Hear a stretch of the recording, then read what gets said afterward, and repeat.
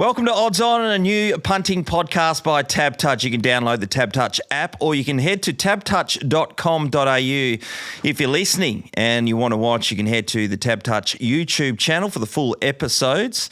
First of all, what are you really gambling with? For free and confidential support, call 1-800-858-858, or you can visit gamblershelponline.org.au. And any odds we give today are as of the time of recording this, which is Thursday. And I'm so pleased to be joined by Mark Redding. Skeeter, how are you, my friend? Hello, Shawnee Mac. Yes, it was nice to take some money out of Tab Touch over the carnival last couple of days. I was over there for Derby and Cup. It's a good experience. I know you love your racing, but Saturday was massive with the Derby and so many good horses winning. And then Tuesday, the great story, Jamie Melbourne, and of course, half yours. Yeah, absolutely. Let's start with Derby Day. So on Derby Day, on last week's episode, I just went, if you want to start the day right, Panover will be winning. $6 is the price I gave out the day. That's your day set for the day. How did you go? You jumped on board? You had your own way of thinking? Well, my way was just looking at Chris Waller, who's had a very good record in that race. Yes. And J-Mac, I think, was on board, but I was Tom Berry. Tom Berry, sorry, yes. So, in fact, J-Mac was in Sydney on Saturday. So he was doing his work in Sydney and did some great work. But it was a really nice ride by Tommy Berry. Just sat Panover back well off the pretty hot pace set by, I think, the favourite. Yeah, it was. And swooped. And it's always a nice start to a day when you can get a little $4 or $5 pop-up, and it created good momentum for Derby Day. Yeah, it certainly did. So the day itself, mate. So were you in a marquee? Were you in the members? How was it operating? In the members. Just the members with a couple of reptile mates of mine. You'd recognise a few of the face. I think Dwayne Fatty Lamb was there. Oh, great. Mario Turco going back in time. Rick Hart. A few guys that love their racing, and we just stood there and basically if our wives were there, they'd be saying, why don't you put your phone down and talk to me? Let's communicate. But, guys, we just stand there, have a drink, and had a great day. And it was beautiful, 25 degrees, and, it was fantastic. All the good horses invariably won, which makes life a bit easier when you're having a bet. It certainly does. We were able to give out many tips over the weekend that won. Melbourne Cup Day, though, I'm big on history. So, first of all, I do a line through the top weight. Al Riffa 100%. was never going to win. Someone put $500,000 on that Had to call the card or the card. Yeah. I was at a lunch on the Sunday. We're talking about it the Monday. I said, look, if El Riffa wins with 59 kilos, barrier 19, I think it was, and albeit Mark Zahra is a genius, it would have had to have been an extraordinary run. I thought if that wins, I'll dip my lid and away we go. But I said on the Sunday at a lunch and we went to, I said, just go through the Caulfield Cup form. You mightn't get the winner, but you're bound to have a runner there that's going to be in the finish. And as it turned out, the horse that won the Caulfield Cup had a beautiful ride, Jamie Melbourne, creating a bit of history of her own. Certainly was. Another one I go through is I never backed the Caulfield Cup winner in the Melbourne Cup winner because history says in the last 20-odd years it hasn't happened. And she and the horse, in particular, it went like a bloody shot out of a gun. Yeah, just ridden brilliantly, had a nice look. The weight was well weighted, had a good draw, found the rails, saved ground, and all those elements in the horse's favour. And you're right, trying to find a horse that runs on in the Caulfield Cup can be good. River of Dreams ran fourth on Tuesday, so that was the other example. But at the end of the day, if you can get a decent weight, good barrier, jockey, and this horse has been in good form. Certainly has. And just in brief, I saw a stat prior to the Cup. I think 7 of the past 10 winners had run in June, of which this horse has run every month almost in the last 9 months. So really good win. As we said, great fairy tale for Jamie. He's been through a fair bit, but it's set up. And, of course, the only Australian-bred horse in the race, which made it just a bit more special with all the internationals there. So, well done to Jamie. And it's just a question now of what happens to Half Yours, who just seems to love running. Yeah, it certainly does. Onto the Cox Plate, they reckon. Wow. So we'll see how that plays out. Now, before we get stuck into some other sports, you mentioned J-Mac just a second ago because he was running in Sydney over the weekend. So last week I said, whatever happens, back J-Mac in Sydney all week long because all the big-time jockeys are in Melbourne. And he's got like 9 rides, and I reckon 8 of them were dead set favourites. Yeah, and he's always riding horses that are under the odds because of J-Mac. But he also had, was it Jimmy Star and Autumn Glow? As two. He had Autumn Glow. And Jimmy Star was Ethan Brown. Ethan Brown, but he was on the better horses, and J-Mac's a genius. In fact, when he did ride in Cup Day, he was up against Zara in one of the early races. And I thought they're both $3.50, but J-Mac, you still stick with J-Mac where possible if you get a price. He was shithouse on Saturday. He was so bad. After the second race of the day, heading into the second race of the day, you knew that Randwick was a leader biased, right? And the conditions were a bit wet, but leader biased. He was riding I think it was race 4, 5, 6, horses that generally settled on the speed, which in their last 2 runs had, and he settled them out the back in races that you could only win from the front, and they were 3 favourites in the row, and he cost me a massive all-up because I would have been flying otherwise. I've never seen him ride so bad in my life. He jumped on Autumn Glow, his undefeated horse, and he just rode up on the speed and subsequently won. It's a freak of a horse. But his riding, so far, this carnival has been average, and his stuff on the weekend was deplorable. Yeah, I need to get that off my chest. No, that's fair enough. But I've been listening to a fair bit of that talk as well, that he's not riding badly, but obviously he is. That was crap on the weekend, J-Mac. You want to listen to that? Well, I think, was it a heavy 8 in Sydney as well? So whether that... It was heavy 8 the way he was riding. Jesus. Anyway, J-Mac, he's got a few points in the bank, surely. You've backed a few of his winners over the journey. Yeah, so, but I know he fires up for Saturday's Champions Day. Yeah, which is ahead of us, but Oaks Day today. And who's to say, and he's got a runner, he's riding a Chris Waller horse in the Oaks. Can you believe this? Chris Waller has never had a runner in the VRC Crown Oaks. Never, which seems extraordinary. Good chance for the horse I've got. They're coming from the wide barrier. We'll get back to the racing in a second, but we'll touch on a few other things. In sport this week, it's going to be really, really interesting. First of all, the Perth Wildcats are playing on Sunday against the Adelaide 36ers. What are you expecting from Bryce Cotton? Well, it's just one of those promotional matchups, even bigger when he comes to Perth, I think early next month, early December, when the reception is going to be something extraordinary. But, yeah, I get the feeling I can feel a 40-point game all plus. Day long. Hey? All day long. Oh, yeah. He's going to come out and play out of his skin. I'm not sure how the Cats shut him down, but end of the day, Adelaide look a 40% better side with him there, and that's the value one player like he does bring to the NBL, is that he can lift a team automatically from average to potentially a contender. Do you think the crowd are going to boo him? In Perth? Yeah. It's a good Sunday. question. It's a good question because I think he's much loved. He has done so much for the club and for basketball here.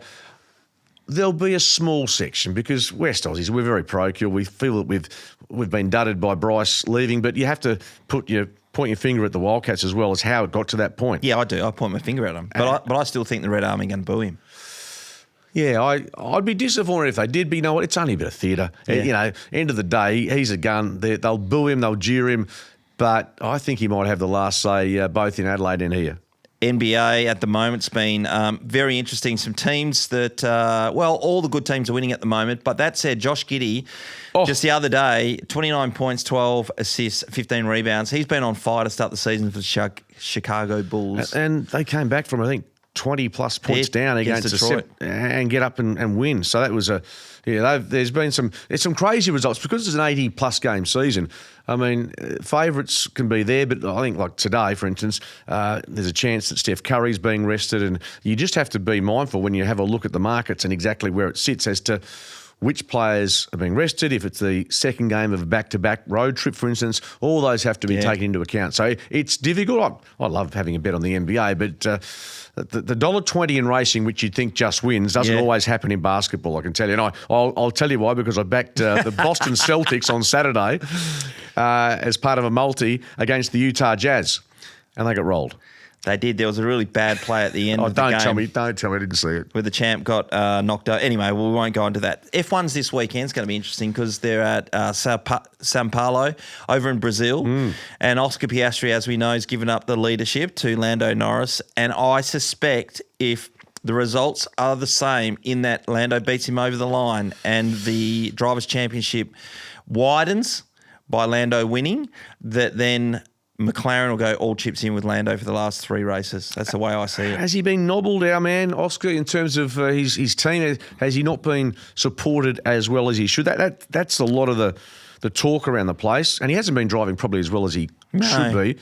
But when you invite, like those two are going toe-to-toe and Max Verstappen starts just creeping a little bit closer, he has. It makes the last few races really intriguing. So on that front, I think there's a lot of people who listen to this and like to have a bet on the Formula One. And as it stands, for the Brazilian Grand Prix, Lando Norris at $2.40, Max Verstappen at $2.40, Oscar Piastri at $5.25. That's 1 a.m. on Monday morning. So if you love your F1s, and obviously it's such a tight finish, it will be one, and apparently it's just a spectacular circuit. So, can you as imagine? you'd expect in Brazil. Absolutely, yeah. You been to Brazil before? I haven't actually. I haven't either. But looking at the vision of what happens over there, you and I might fit in pretty well. Oh, my God. I'm not sure if I come home alive. That would be the problem. That's why I stayed away. Righto, let's get stuck into the racing. There's going to be some great stuff coming up. Obviously, we're going into Champions Stakes Day at Flemington, the last day of the carnival. My son's going over there. Fish is playing, so it's a big weekend to finish the Melbourne Cup Carnival. It's going to be absolutely enormous. I've had a look at a few of the races to kick us off here, Skeet. And so the last couple of weeks, we've pulled the winner for the very first race of the day. Very handy start. This one's a tough one because we're talking about 2-year-olds in the very first race of the day, but I've brought it down to 3. Yep. And this will be choose your own adventure here. So at the moment, Angelic Rise is the favourite. At $4 on fixed? Yeah. So I've thrown that in because the Ben Will, the Hayes boys are outstanding getting a 2-year-old up. And apart from that, there's a Catholic link there, Angelic Rise. That's the way I looked at it as well. Us good Catholics, yeah. We've no convictions next to our name, the Catholics. Absolutely, we're clean as a whistle. But the next one that I'm kind of leaning into is Streisand. That's where I was heading. And, just the one run, and got Betty Mellum, gate 1, carrying 56. Yeah, there's, again, you go into this type of race knowing that there's a lot of uncertainty. Its first run was down the straight, so that's a plus. The inside draw is the issue for me because they've been running a lot of races at Flemington. It starts to seem that you want to be out in the middle, so a wide gate might be beneficial, but I do like Streisand as the number 1. Otherwise, the other bet is Calamari Ring. Yep. For what reason? Yeah, well, $6.50, Ethan Brown, as we've talked about, rode a winner on Saturday. And look, you have to look at this race, as I said, with eyes wide open. Weather-wise over there, it's fine today, but rain forecast, I think, Friday, Saturday. So, correct. As you said, the good thing about Flemington that I like is that you don't invariably get to the end of the race and go, my horse didn't have a chance, because you've generally got enough galloping room to find a run. But, yeah, I won't be playing in the first. Calamari Ring, mate. Okay. You love a Calamari Ring? Love the Calamari Ring. I'm a bit partial to Streisand as well late at night. So, Okay. but I think I'll let and watch you punt on the 2-year-olds. Okay. My 2 bets are going to be Streisand. That's probably my number 1 bet. And Calamari Ring, just for the sake of the Calamari Ring. Very nice. Good prices, of course. $4 is the fave, so you're going to get value. Okay, let's move on to race number 2. So I'm going to give you a winner straight away. Sabaj will win this race. Hard to disagree with you. Was scratched on Tuesday. Correct. Days get mixed up when you're in Melbourne, but Tuesday was scratched late in the piece, and it was going to be favourite in its race. But yeah, heading towards Saturday, 260. Zara's on board. We know how well he's riding. Okay, if you're going to have a saver in that race, it is National Call. Okay. Which will be paying a lot more, I'm gathering, Skeet. Yeah, Nation's Call from Ireland. Call. Yeah, $8.50. Drawn barrier 15, but bear in mind this is a 1,600-metre race. So yeah, it's a go-forward horse, everyone. That's important. Needs to get across. But yeah, I'm with you. I think Sabaj's the best horse in this race. In fact, it's 260.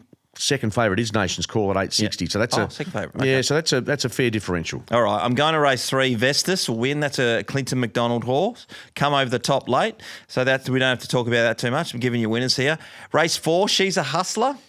Yeah, one it's past 2.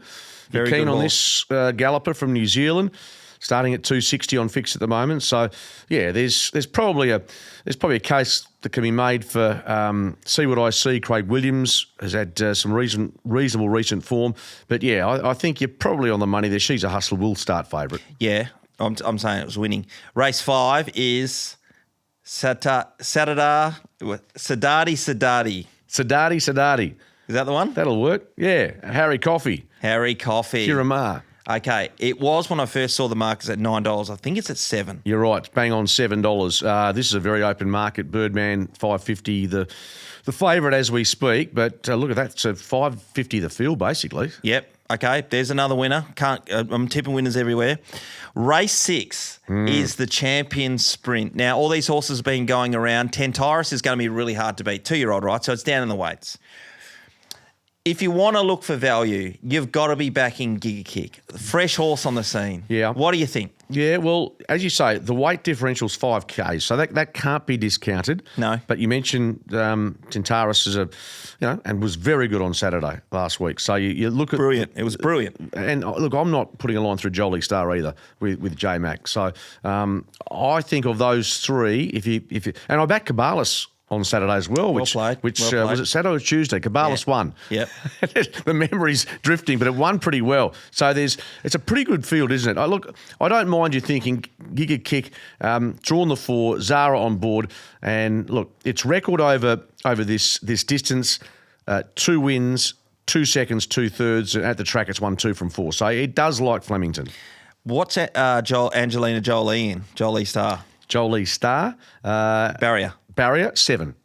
Okay, because you're going to have to come down the outside. So when you're looking at these races, if there's a bit of a pattern, you'll be able to work that out. I believe you need to come down the outside. The last race of the day is the Champions, pretty much the Champions Mile. Is it that one, or is it the Champion something or other? It's Champions everything. The Champion Mile, which is race 7 on the card, which, look, I just go through some of these horses. Mr. Brightside. Crazy, great horse. Just a wonderful galloper. Pride of Jenny was unbelievable. Almost the standout on Derby Day. The way she just put pace, and she's retired, come back. Everyone's waiting for her to fall over, but isn't it great to see, if you've got no skin in the game particularly, or if you're on Pride of Jenny, watching a horse 7 clear on the bend, and there's this awe of, will she stop? Has she given them too much to chase? And as it turned out on Saturday, she kicked their brains in. Amazing stuff there. What other horse? There's another good horse. Chow Wolf. Chow Wolf coming off the back of a big win. Yeah, at 550. Treasure of the Moment is there as well. Steffi Magnetic, a little bit wider in price at 950. They're our main Pericles is obviously at double figure odds. But you look at the top. I just love seeing Mr. Brightside. It's got the heart of a lion. And I don't know where you're swaying because you're the man in form. But Pride of Jenny leads. What happens after that? It's always been Mr. Brightside who's been the one who's carried the rest of the field up. And you would think that Treasure of the Moment would be the other one that will be in the van as well, just sitting back there. Can something come over the top? And if that is an opportunity, it's going to be Chow Wolf because they've just put the blinkers on him last start. They've saved it the whole time. The blinkers up the sleeve, and he rocketed over the top. And it would need to be really, I think, a horse just getting dragged up behind Mr. B and Treasure of the Moment perhaps that gets over the top, if they can, if she hasn't already put the burners on at the turn and just said, see you later. Which, can you imagine the crowd again? I mean, you've seen it firsthand. Yeah, they love it. And look, Treasure of the Moment's run on the Cox Plate I thought was really good. So, yeah, look, ideally, I think Pride of Jenny leads, and then you're sort of hoping it's sort of like our Waverley Star bone crusher type finish with Mr. Brightside grinding away. But this is where Craig Williams and Declan Bates, as the respective jockeys, the tactics on how they play this out and how far Pride of Jenny gets in front and what work Mr. Brightside and the rest of the field has to do. So, look, the heart says Pride of Jenny here, but Mr. Brightside, just a great galloper. So which way are you leaning? Pride of Jenny. Because you know what I'd do? I'd go straight to the front slowly, and Craig Williams would be right behind you, Treasure of the Moment right behind you, and everyone just gets in a rhythm. They're starting to breathe a bit better, and then put the hammer down. Mid-race. Yeah, always, because they're all like, and then they have to go, and already you've got the links on them. You've got them out of their comfort zone, and then you just keep going. Yeah, it's interesting because all the horses I've ridden, you know what I mean. But Declan Bates, it's a different way to ride a horse, isn't it? And not too many jocks get on and have either the luxury of a Pride of Jenny doing what she does, or trying to work out as an opposing jock. Okay, that's the horse we've got to keep an eye on, because if she gets away from you, you may as well throw the towel. You don't know when he's going to go. Like, he could hold it a little bit longer, maybe to the 900-metre mark, and all of a sudden he handlebars down, and that's when you're left, and he's already got 3 on you. Yeah. The last race is Via Sistina. Can she keep up her magnificent run as being, the champion horse of Australia? Well, she's not been at her best in this carnival, in this prep, has she? I mean, win the Cox Plate, you're a star, and she's done it, and no 8-year-old mare has done that. She had to work and work and work to get to the line at the Valley, and look, she's run third a couple of times, but in this class, 2,000 metres, weight for age, look, I can't see anything beating it. And, Tom Kitten at 950 is the next best in the market, but Via Sistina, $1.70. J-Mac, look, you don't like taking Shorty's $1.70, but if Sistina runs anywhere close to her best, she wins, doesn't she? Yeah, and you mentioned Tom Kitten. I think it's the only other horse that could put in a good effort. He's stepping up to 2,000 for the first time. Big track. He'll run a good race. You said Tom Kitten. It reminded me, was it Tom Melbourne? Is it a horse called Tom Melbourne? Yeah. Had the big baldy face. Ran second for a living. Yeah. Just did all the time. Jesus not. But Via Sistina, look, I think we'd like to see her finish off the carnival with a win in the You want to see the Stakes. champions win, don't you? The Exactly. champions win. And particularly if you've got a little interest. So, if I'm having an investment, it'll be based around her. Right, we're going to pop over to Sydney for a second. Their main race is the 5 Diamonds. They're throwing money left, right and centre. During, on Tuesday, it was the big dance, and there's the barn dance, and there's the little dance. Mate, it was absolutely crazy. But we will go with the 5 Diamonds, and I think there's 2 chances in this, okay? So the favourite is Transatlantic, who's been on fire for Tony Gollan. And it's just one for fun. It's carrying 59 kilos, a little bit of a steadier, but I don't think some of these other horses have got a chance of beating her, except William Haggis. That's right. Yeah, and I'm just trying to find what. Find this horse, Bullet Point. Bullet Point, yeah. Well, it is at $7 on fixed as we speak. It's from Great Britain, as you know, and it's coming off a spell. So you've seen something you like. Well, William Haggis has always brought over horses to Sydney and been unbelievably successful. Last week, he had a horse run that ran below par, and everyone tipped his best bet of the day. He doesn't just roll over to another country without trying to get back with some prize money. This horse must be okay. It has to be okay. And if so, I'm thinking that's the spoiler to beat Transatlantic. Yeah, Transatlantic. I mean, they're both drawn. I mean, Bullet Point's drawn barrier 2, Transatlantic 14. But you're right about the consistency of Transatlantic. 8 wins from 21 starts, 4 seconds, 4 thirds. So it has just been ultra consistent and gets its chance to win a listed race on Saturday over 1,800 metres. So look, I don't discount Bullet Point, but I think most money will be with Transatlantic, albeit Tommy Berry coming from 14. Yeah, no doubt about it. The Hot Danish is a Group 2 event too. Merivale Rose and Miss Rubini are the 2 favourites. Both horses have done a lot of work in Victoria. They'll be the 2 fighting it out. So I actually kind of probably going to Miss Rubini. Her last run wasn't great, but she kind of lost her way. But I think it's a 2-horse race in that respect. But they're the Eastern States tips. But what I will say, I'm going to say my best of the days at Rose Hill in the last race of the day, Frosty Girl. Frosty Girl. Yeah. Actually, I'm going to have 2. I'm going to have 2 equal best bets of the day. Frosty Girl in the last at Rose Hill, and in the Listia Stakes here at Ascot, Western Empire all day, giddy up, Willie Pike. Okay, so let's just quickly turn our attention to Saturday at Ascot, first at 11:54. It's a 10-race program, so you're going to find plenty to have a bet on. Listia Stakes, let's have a look at that. Western Empire, second favourite, just behind Super Smink for Chris Parnham and Dan Morton. Why are you so confident on Western Empire, albeit the Wizard has been, we know that he's a genius. Just can he get the job done with this galloper over 1,400 metres? Absolutely. Here is why. Because Super Smink's going to get a barrier 1 or something, is it? It's drawn the 1. Okay, so that's going to get, it's not a front-running horse. So it's going to get stuck on the fence and it's going to be in the pack. There'll be a 3 wide trail coming in and around the bend. Does Western Empire get back or a forward horse? It's completely back, and he'll just tag on the end, as Willie Pike does, come wide at the turn, just say, see you later, $2.90, we'll take that every day of the week. If that does not win, it'll be flooding home into second. What is the future over the next sort of month for Western Empire? Goes into the Railway Stakes maybe, or into the Golden, or into the 1,400 metre race that's on the last day. But so Railway Stakes is on the radar, yeah? I'm pretty sure it is on the radar. The other horse that I heard, now whether this is confirmed or not, I have no sound information on that front, but I heard Mr. Brightside could be headed west. Oh, yes. Now, it's such a huge story. I mean, we've had some really, Overpass has been just a massive success story over here in Perth.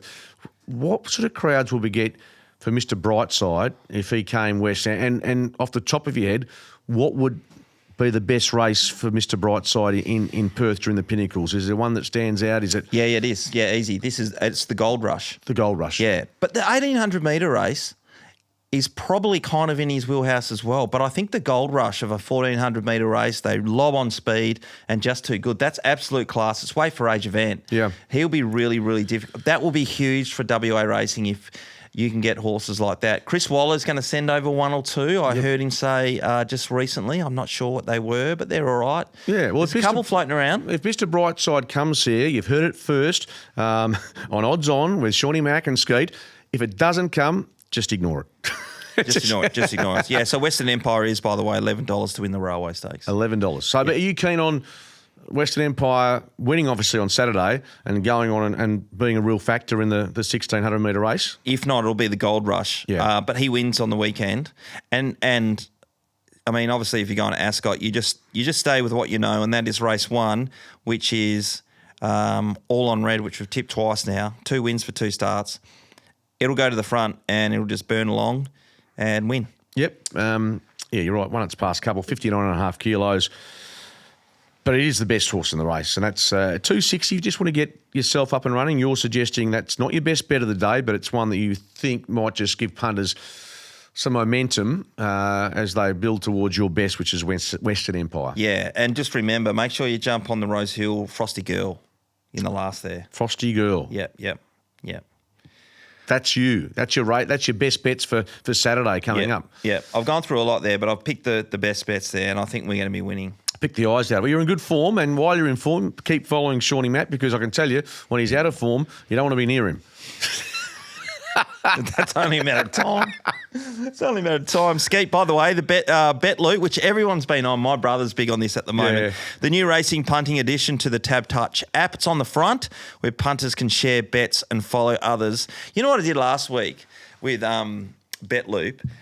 The bloody Nighthawk. He's thrown out his tips, and then he decides to change one of them as the last leg. So I picked all these ones, and I was sitting here with Embers, and he gave me his best bet for last Saturday, and his best bet, I will just. His best bet last week was Cosmic Crusader, right? Yes. And I said to him, "Watch me rock will win that race." You go on. That's what I said to him.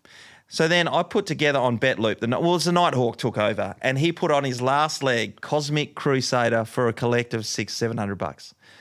And Cosmic Crusader got beaten by Watch Me Rock. Oh. Do you ever throw out a tip and then go the opposite? Oh, every day of the week. I mean, when it's footy, particularly, you sort of, and you get to the ground. And we work together. I know how that works. And it's I think if you do have a bet on the weekend, and of course do it responsibly, is you got to go. If you've done the form or you like a horse, you'll always find someone in the toilets, at the bar, who'll give you some different mail. You've got to stand by your convictions. At least then you can go down swinging, saying, "Well, I liked it, not good enough, or hadn't." But it's when you jump ship and you take the advice from someone else, or you need to be strong in your convictions. I was furious with myself. Yeah, of course.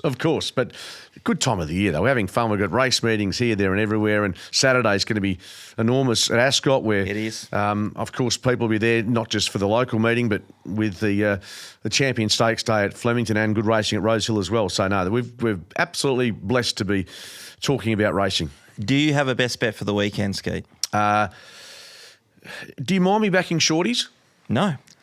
No, because, what did I say to you the first time? You can't eat value, can you? You can't eat value. Well, I'm a bit of a romantic. VS16 is $1.70. It's getting. I'd probably couple her into Pride of Jenny. Okay, that'll be a good bet. But even 70% on your money, right?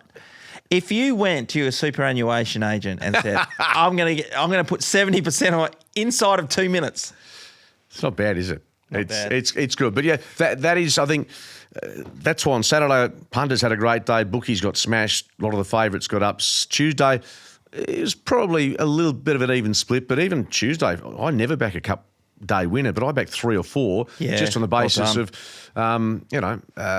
what was it, Gravy? The Gravy train won it. Oh, it did too. Yeah, the Gravy won it, and of course the Melbourne Cup winners. So yeah, they're still hard to find, but I reckon you're the man with the golden touch at the moment. So we'll be sticking with you at Rosehill and at Ascot. All right, let's see how it goes. What are you really gambling with? For free and confidential support, call 1-800-858-858, or you can visit thegamblinghelponline.org.au.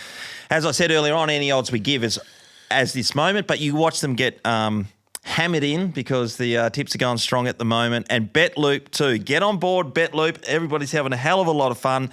Check out some of the people who've put their bets up, and maybe you just want to copy them. Maybe you'll see the Nighthawk get one right for this time around, but we'll wait and see. But it's been fun again, Skeet. Let's do it again, mate? Yeah, a lot of fun, and as we said, great to be part of the Tab Touch promotion of racing and sport in general, because although I know you love your racing, I am a spring carnival guy that just jumps on board, but I'm someone just jumps into the NBA or the NFL, and so I find lots of ways to win and lose. Good stuff. Chances are you're about to lose. For free and confidential support, visit gamblinghelpline.org.au.